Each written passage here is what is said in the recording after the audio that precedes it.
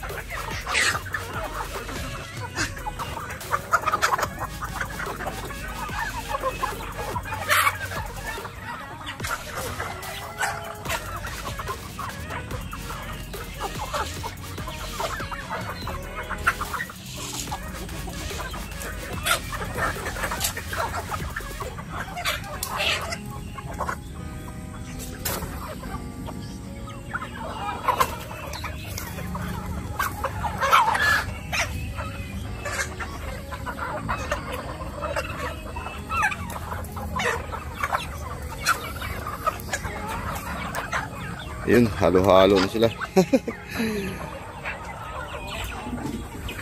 Pagkain kasi guys, pagpakain ako, pinaghalo-halo ko na lang para minsanan pakain. Pero mamaya maghiwalay na yan. Kanya-kanya na yan destination. Mamaya sa labas na sila lahat.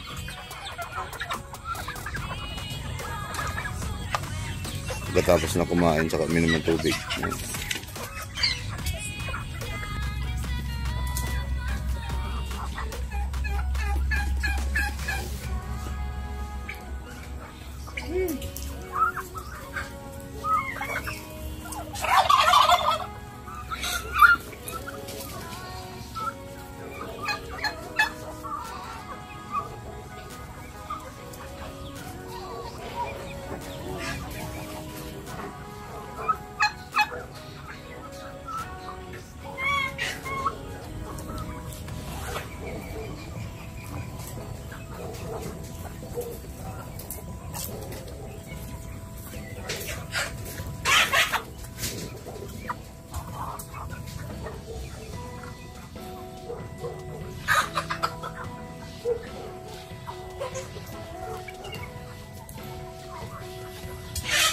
Yan, malapit na rin matapos ng kumain. Turbol yun, lalabas na yan pagkatapos ng kumain.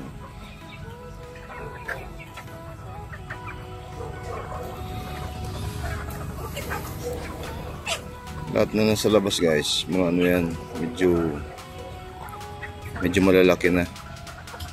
Pero yung maliliit hindi ko pa pinapalabas, nasa loob lang sila ng kulungan. Kasi dito ngayon sobrang lakas ng ulan tuwing hapon, paggabi. Kaya masiilan sila sa ulan pag nabasa sila ng ulan. Madali sila magkasakit. Yan. Pag pang-ulam lang, walang problema pang-ulam. Hindi naman kasi ako nagbibinta guys.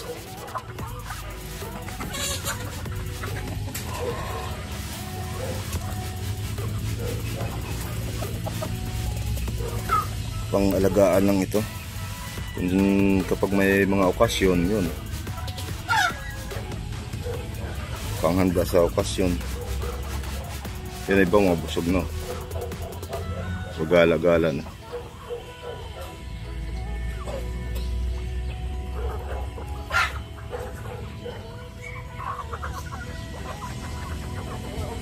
Maganda lang mag-alaga pero masakit sa bulsa. Malaking gasto dito guys. Araw-araw nila kinakain, libo. Gusto ko rin sana magbenta kaso lang ganitong sa pabo kasi medyo napakamahal ng presyo kaya wala ganong bumibili. Pag ibaba mo naman presyo, lugi ka naman. Kasi bawat isa dyan nagtitimbang ng mga 5 kilos, 6 kilos yung isa. Lalo na yung barako, yung lalaki. Nagtitimbang siya ng 7 kilos. Pag yung sagad na yung tanda niya. Pag umabot siya ng 2 taon, sa 7 kilos na yun, yung pinaka matanda. Nasa kalahating taon na yun. Yun na yung naglalakad yan. Yan, nasa 7 kilos ang timbang yan. Ito naman yung nandito, ano lang to, mga babae yung iba. Ito mga bata pa to, mga 7 months. Hindi pa sila gaano malalaki yung katawan. Nasa ano pa lang yan, timbang yan siguro mga 4 kilos, 5 kilos ganun. Sa manok naman, marami din bumibili ng manok na native.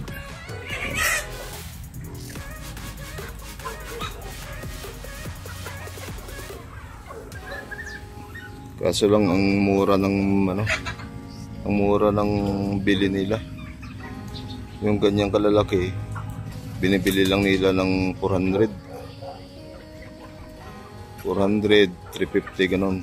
Pag babae, 350. Yung lalaki, 400. Logi. Sa pagkain mo lang araw-araw talagang ano, logi ka sa gasto. Kaya mas maganda na lang na pang-konsumo na lang.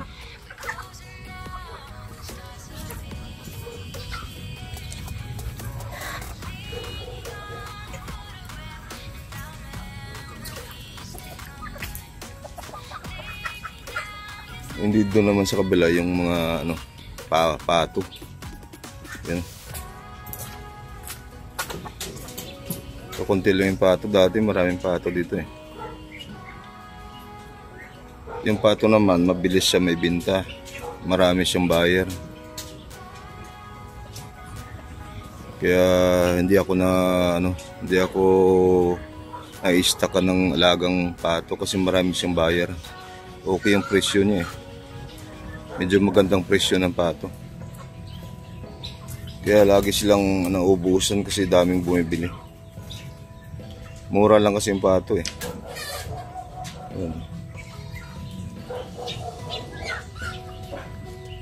Kaysa ano, kaysa pabo. Ang presyo ng pabo talagang mahal. Saka sa pagkain nila kasi masyadong mahal yung ano, presyo ng pabo. Presyo ng pagkain ng pabo. Masilan kasi yung pabo guys, kaya napakahirap alagaan. Pag maliliit pa siya, may tendency na mamatay dahil pag kinagat ng langgam. Yun ang kalaban ng pabo, langgam. Lalo ngayon tag-ulan, napakasilan nilang alagaan. Pag nabasa sila ng ulan, wala na. Sa native naman na manok, okay lang alagaan dahil matibay sila sa sakit. Kaso lang mura lang yung kuha ng manok. Kaya mas mabuti pa lang na konsumuhin na lang.